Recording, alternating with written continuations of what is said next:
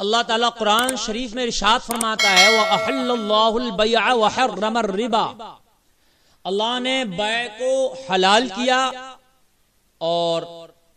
سود کو، بیاج کو اللہ نے حرام قرار دیا ہے۔ اس کی کئی قسمیں ہیں سود کی، آج اس پر تھوڑی سی روشنی ڈال دوں میں سامعین حضرات۔ دیکھیے خرید و فروخت تو جائز ہے، آپ اس میں منافع کما رہے ہیں تجارت کے ذریعے، وہ جائز ہے بلکہ سنت ہے۔ آپ نے ایک مال 10 روپے کا خریدا اور وہ 11-12 کا بیچ رہے ہیں آپ، اس میں کچھ خرچہ بھی آ رہا، جائز ہے، لیکن منافع ایک حد تک ہونا چاہیے۔ منافع میں اس چیز کا خاص خیال رکھنا چاہیے کہ وہ اتنا نہ ہو کہ آپ بہت زیادہ منافع اس میں رکھ دیں جو گرا گزرے گراہکوں پر۔ جیسے آج دیکھنے میں آتا ہے کہ بہت سی ٹیبلٹ بن رہی ہے یا بک رہی ہے، حقیقت جو خریدی جا رہی ہے وہ 2 سے 1.5 روپے کی، اور اس پہ MRP کتنے پڑے ہوئے ہیں؟ 55 روپے، 50 روپے، 100 روپیہ۔ اب وہ بک رہی ہے مارکیٹ میں 80-100 روپے کی، تو یہ بھی بالکل ناجائز طریقے کا ہے کہ آپ 5 روپے کی، 2 روپے کی چیز 50 روپے کی بیچ رہے ہیں آپ، تو اس حد تک بھی منافع نہیں ہونا چاہیے۔ جب اسلامی حکومت ہوا کرتی تھی تو خاص طریقے سے اس کا بھی خاص خیال رکھا جاتا تھا کہ بازار میں ہمارے جو تاجر لوگ ہیں وہ کس حد تک منافع کما رہے ہیں۔ اگر ان کا منافع حد سے زیادہ ہوتا تھا تو ان پر سختی کی جاتی تھی اور اس چیز سے ان کو باز رہنے کے لیے کہا جاتا تھا، لیکن آج کوئی ایسا بازار ہے نہیں، کوئی اسلامی قانون ایسا ہے نہیں۔ آج تو اندھی نگری چوپٹ راج ہے، جس کا اگر 2 روپے کی چیز ہے تو 50 روپے کا MRP ڈال دیا ہے، پھر اس میں ڈسکاؤنٹ چل پڑے، 1000 باتیں، لیکن اسلامی قوانین میں ایسا تصور نہیں ہے۔ معزز سامعین حضرات،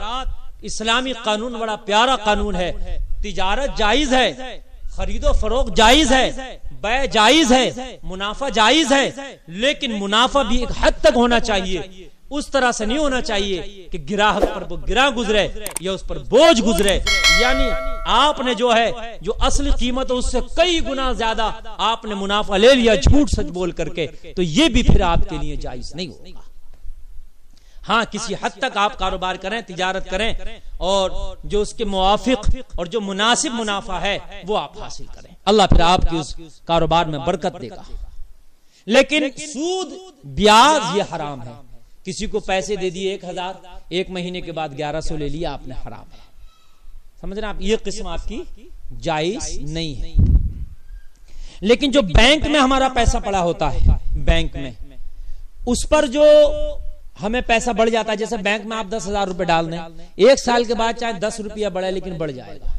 تو ہندوستان کے اندر خاص کر ہمارے علماء نے ہندوستان کے اندر یہ جائز قرار دیا ہے، اس طرح کا بیاج یہ جو بینک میں آپ کی نقدی پڑی ہے 1 لاکھ 2 لاکھ یا جتنے بھی حسب حیثیت کسی شخص کے پڑے ہیں، اور ان کے حیثیت کے مطابق جو ایک آتا ہے بڑھتا ہے پیسہ بینک میں، تو اس کو علماء نے جائز قرار دیا ہے۔ ایسے ہی شکل FD وغیرہ کی علماء نے بتائی ہے کہ جو آپ یہاں ہندوستان میں خاص کر جو آپ جمع کرتے ہیں اور اس کا کچھ گنا بڑھ کے ہندوستان کی حکومت کے ذریعے سے آپ کو ملتا ہے، تو کیا وہ جائز ہے؟ تو ہندوستان کے لیے وہ بھی جائز ہے۔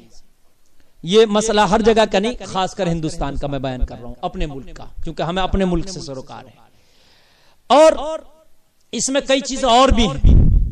جیسے ہم رہن پہ زمین رکھتے ہیں، رہن بھی کئی طرح کا ہوتا ہے کہ بھئی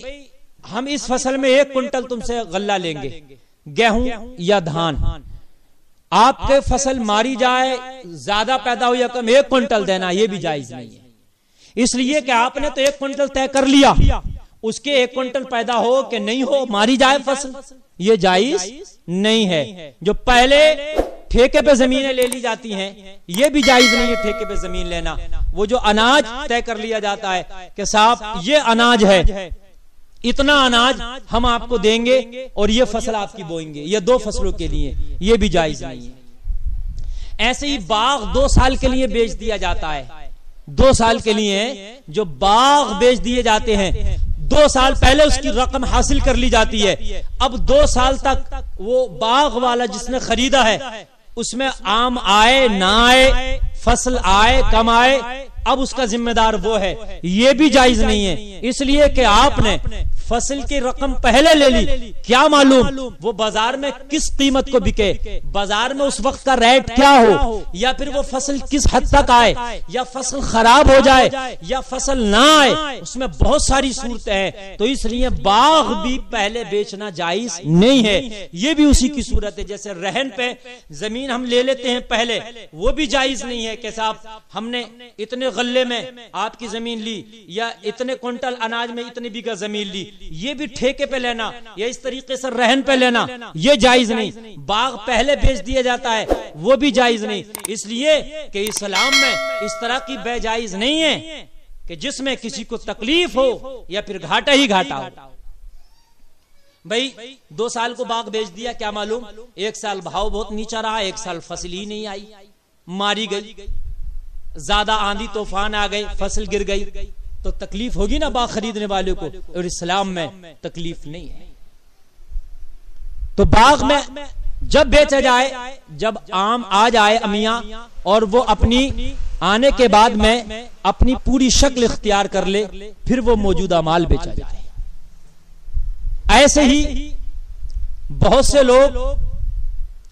فصل پہ پیسہ اٹھا دیتے ہیں، بھئی مارکیٹ میں غلہ آیا نہیں، ہمارے دھان یا گیہوں کھڑے ہیں کہ بھئی ہم اس ریٹ کے حساب سے تمہیں پیسے بانٹ رہے ہیں۔ مثال کے طور پر ہم نے 1500 کے حساب سے گیہوں ہماری فصل کھڑی ہے، ہم نے کہا بھئی 1500 روپے کوئنٹل کے حساب سے ہم تمہیں آپ پیسے دے رہے ہیں، تمہارا گیہوں آئے گا تو آپ ہم نے 1500 کے حساب سے تمہیں یہ رقم دے دی، اب آپ ہمیں جب گیہوں آگا تو اس کے حساب سے گیہوں دے دینا، یہ بھی جائز نہیں ہے۔ جب تک کیا مارکیٹ میں وہ غلہ وہ اناج نہ آ جائے، اس کی آپ نے پہلے سے رقم یا قیمت متعین کر کے کسی کو دے دی، وہ بھی جائز نہیں ہے۔ دھانوں پہ پیسے، گیہوں پہ پیسے مجبور لوگ بیچارے لیتے ہیں نا، ہاں یہ جائز ہے کہ بھئی یہ میں نے آپ کو پیسے دے دیے 10,000، اب تیری جب فصل آئے گی جس ٹائم اس ٹائم جو بھی ریٹ ہوگا اس ریٹ کو میں تیرا غلہ میں ہی لوں گا، مجھے ہی کو دینا، یعنی میں نے یہ جو 20,000 50,000 تو یہ دے رہا تیرے کام کے لیے، تو اپنا کام کر لے، لیکن جب تیری گیہوں دان یا کوئی بھی تیری فصل آئے گی تو وہ جو بھی ریٹ اس وقت کا ہوگا اس ریٹ میں لگا کر کے اپنا غلہ مجھے کو بیچنا اور یہ پیسہ میں کٹوا دوں گا، یہ جائز ہے۔ لیکن پہلے ہی بھاؤ متعین کر لینا یہ جائز ہرگز نہیں ہے۔ ان خاص چند چیزوں کا ضرور خیال رکھیں، یہ بہت ضروری تھا، اس لیے جو میرے دل میں چبھ رہا تھا سامعین حضرات میں نے آپ کو بتایا، اس پر عمل کی کوشش کریں۔